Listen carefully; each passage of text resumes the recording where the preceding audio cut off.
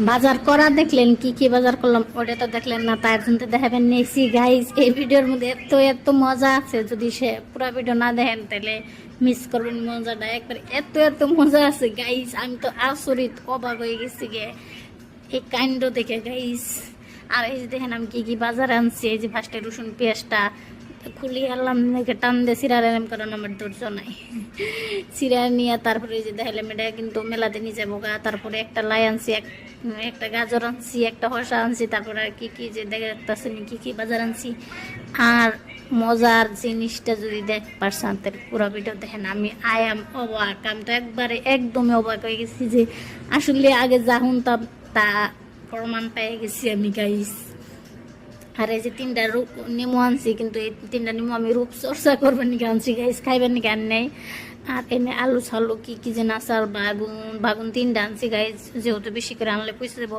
আর এই যে দেখেন এই কাণ্ডটা দেখেন।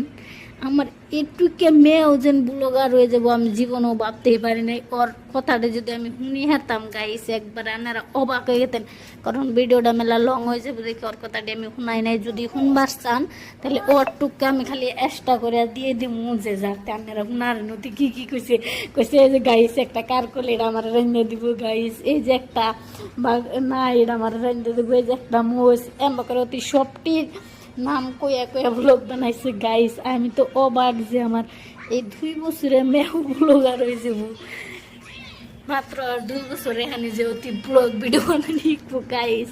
আমি তো পুরাই অবাক। আমার দেন একটা আলু গেছাল করে যায় না, আলু দেখাইতেছি যে এই যে আলু, ও কিন্তু ব্যক্তির নাম কইছে আর ব্যক্তির নাম কইতাছে আর দেখাইতেছে গাইস। এই যে গাজর আনছে কইতেছে গাজর আমি খামু।